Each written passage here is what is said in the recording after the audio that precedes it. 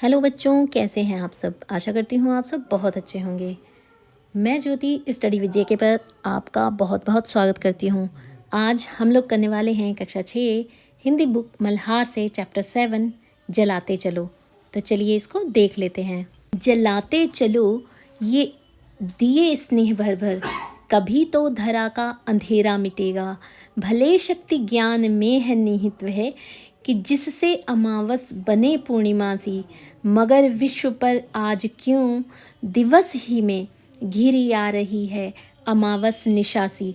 बच्चों, ये कविता लिखी है द्वारका प्रसाद महेश्वरी जी ने, जिनकी कविताएं देश प्रेम से परिपूर्ण होती हैं। ये देश प्रेम की ही बात नहीं करते बल्कि विश्व बंधुत्व की भी बात करते हैं। इसमें कवि कहते हैं कि प्रेम, दया और अच्छे विचारों से भरे दीपक जलाते रहो। इनका मतलब है कि हमें अच्छे काम करते रहने चाहिए।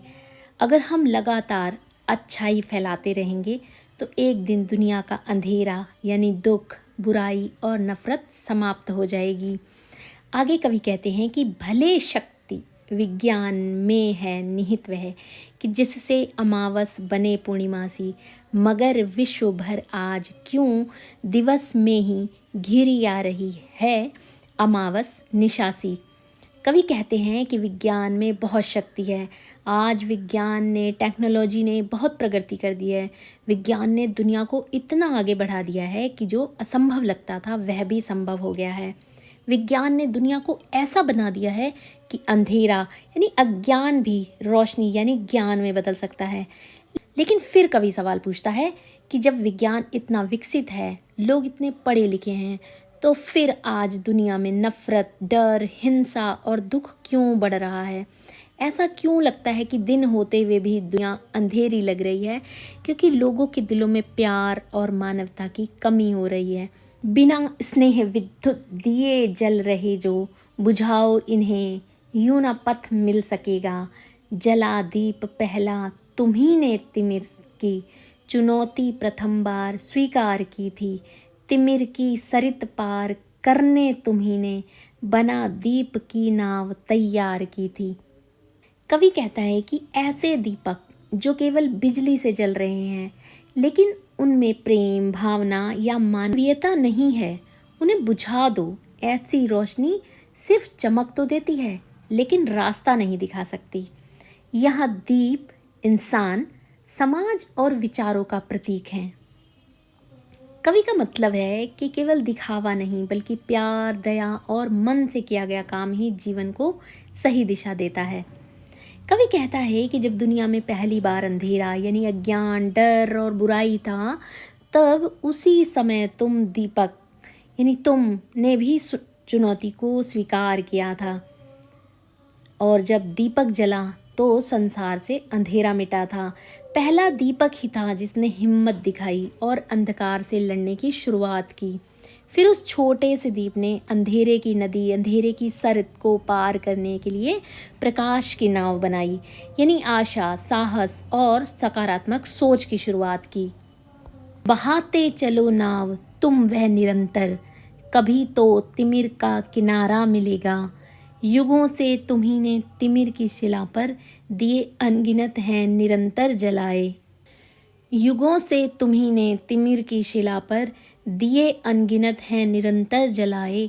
समय साक्षी है कि जलते हुए दीप अनगिन तुम्हारे पवन ने बुझाए।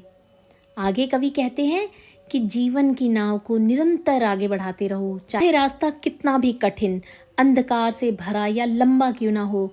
अगर तुम रुकते नहीं हो तो एक दिन तुम्हें मंजिल जरूर मिलेगी। यहाँ नाव से मतलब प्रयास से है, मेहनत से है, और तिमिर यानी अंधेरा, इसका अर्थ कठिनाइयों, बुराइयां या अज्ञान से लगा सकते हैं। किनारा का अर्थ कवि ने यहाँ पर सफलता या उजाले की बात करके किया है। इसका मतलब क्या है? इसका मतलब ये है, कवि कहना चाहता है कि हमें कभी भी हिम्मत नहीं हारनी चाहिए, कोशिश जारी रखनी चाहिए, तो सफलता जरूर मिलेगी। युगों से तुम्ही ने तिमिर की शिला पर दिए अनगिनत है निरंतर जलाए। समय साक्षी है कि जलते हुए दीप अनगिन तुम्हारे पवन ने बुझाए। कवि कहता है कि कई युगों से दीपक ने अंधेरे के पत्थर जैसे कठिन माहौल का सामना किया है, फिर भी उसने अनगिनत बार रोशनी फैलाई है। इतिहास इसका गवाह है कि जब जब दीपक जला है, कठोर परिस्थितियों जैसे हवा तूफान ने उसे बुझाने की कोशिश की है, लेकिन दीपक बार बार बुझा जरूर, पर फिर भी बार बार जलता रहा। मगर बुझ स्वयं ज्योति जो दे गए वे, उसी से तिमिर को उजाला मिलेगा। दिए और तूफान की ये कहानी चली आ रही और चलती रहेगी। जली जो प्रथम बार लौ दीप की, स्वर्ण सी जल रही और जलती रहेगी। रहेगा धरा पर दिया एक भी यदि, कभी तो निशा को सवेरा मिलेगा।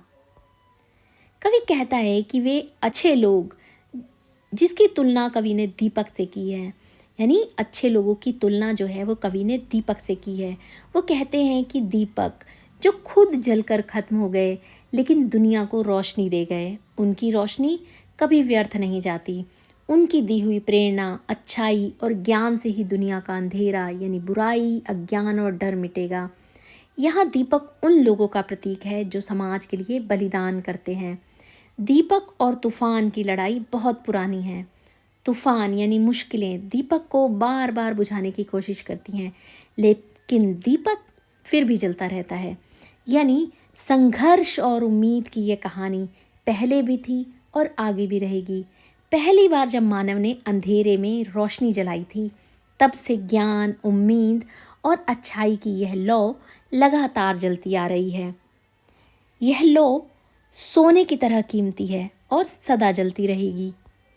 कवि कहता है कि यदि धरती पर सिर्फ एक भी दीप जलता रहेगा तो अंधेरा कभी भी पूरी तरह से नहीं जीत पाएगा। इसका मतलब क्या है? इसका मतलब है कि एक इंसान की भलाई, हिम्मत और सकारात्मक सोच भी पूरी दुनिया को बदल सकती है। यह पंक्ति आशा और विश्वास को व्यक्त करती है।